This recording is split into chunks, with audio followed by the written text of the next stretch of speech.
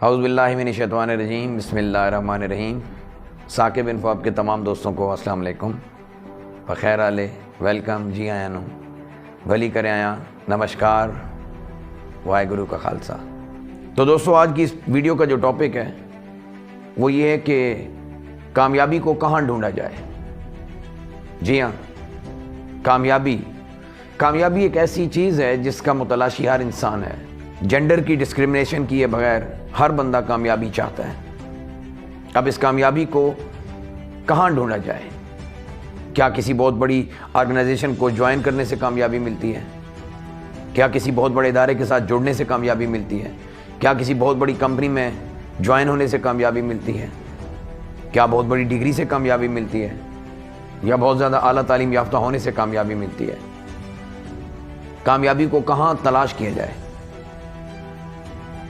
سر یاد رکھیے گا، اللہ پاک نے آپ کو فطری طور پہ کامیاب پیدا کیا ہے۔ انسان جب تخلیق ہو رہا ہوتا ہے تو 3 کروڑ جرثومے میں 3 کروڑ کروموسومز ایک ڈائریکشن میں موو کر رہے ہوتے ہیں۔ ان 3 کروڑ کروموسومز میں لاکھوں میلز، لاکھوں فیمیلز اور کئی ایسے پیدا ہونے والے بچے جو پیدائشی طور پہ معذور، نابینا اور اپاہج پیدا ہوتے ہیں۔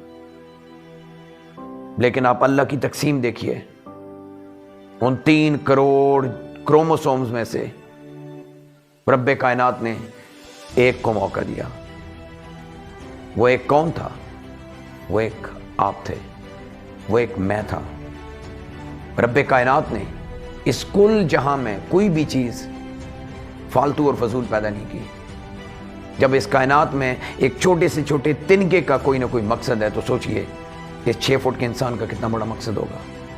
اور پھر اس کائنات میں پیدا ہونے والی ہر چیز اس لیول کا معیار اور اس لیول کا مقام اور عزت اور تکریم نہیں رکھتی جو شرف انسان کو حاصل ہے۔ انسان کو اشرف المخلوقات کہا گیا، انسان کو اس کائنات کی سب سے بہترین مخلوق کہا گیا۔ لقد خلقنا الانسان فی احسن تقویم، اور ہم نے انسان کو بہترین تخلیق کیا۔ بہترین، یو آر دا بیسٹ۔ آپ سے بہترین اس کائنات میں کوئی چیز نہیں ہے۔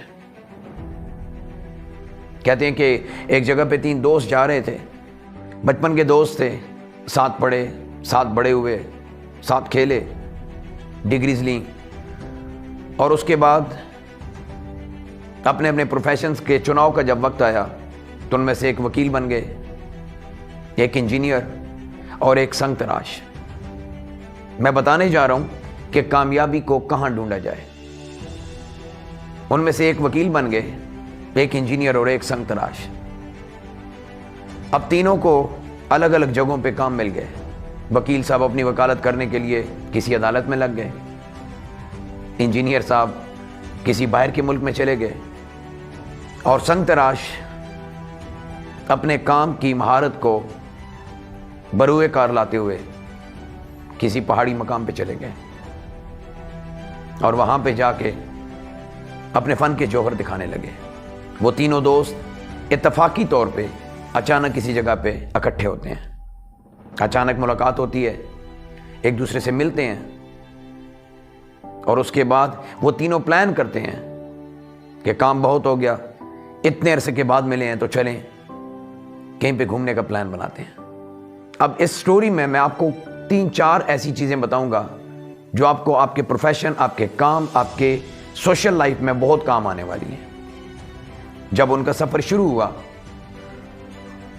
تو راستے میں جاتے ہوئے انہوں نے دیکھا کہ ایک چوک پہ ایک بچے نے رانگ کراس کیا ایک سگنل کو، اور سامنے سے آنے والی گاڑی کے ساتھ ہٹ ہوا اور بچہ زخمی ہو گیا۔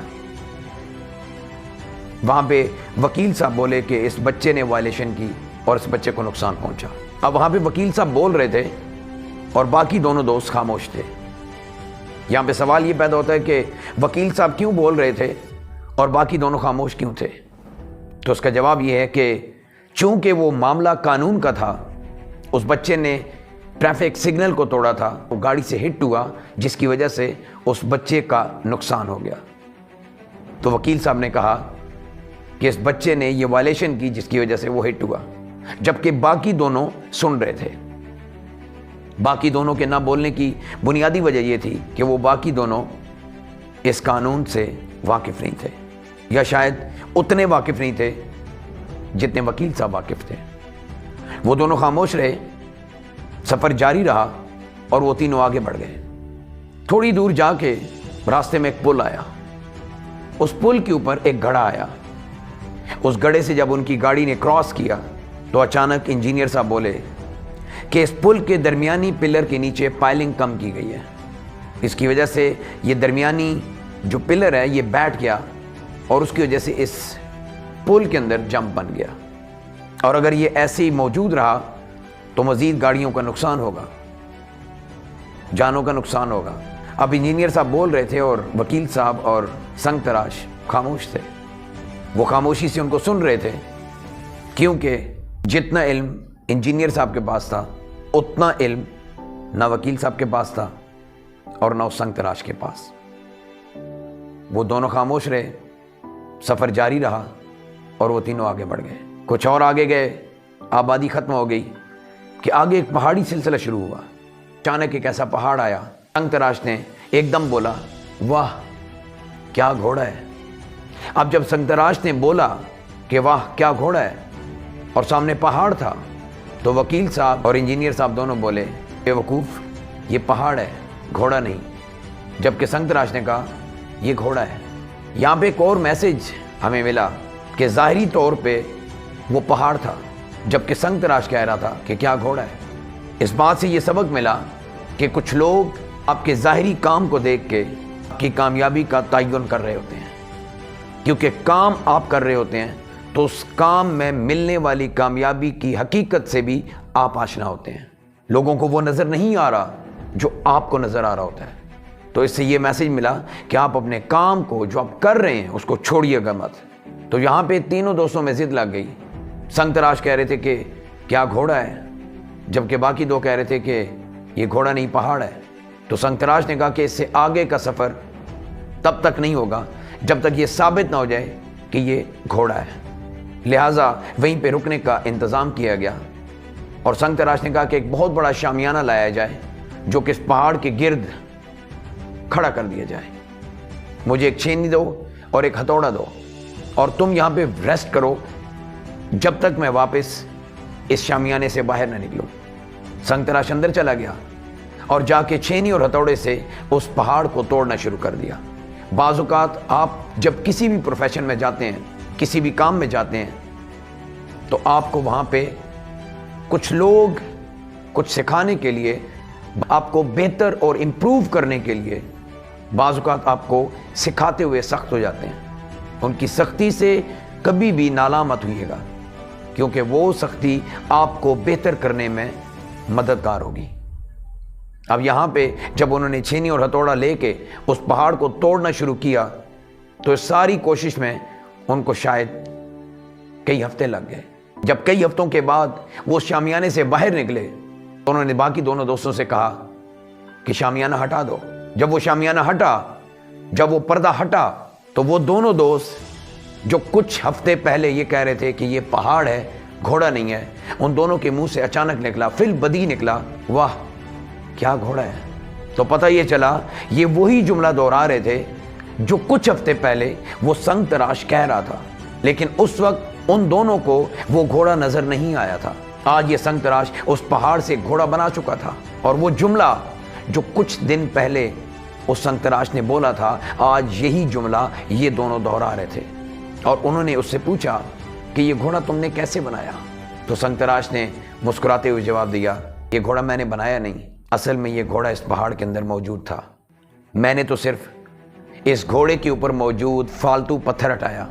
جب وہ فالتو پتھر ہٹا تو اندر سے گھوڑا ظاہر ہو گیا۔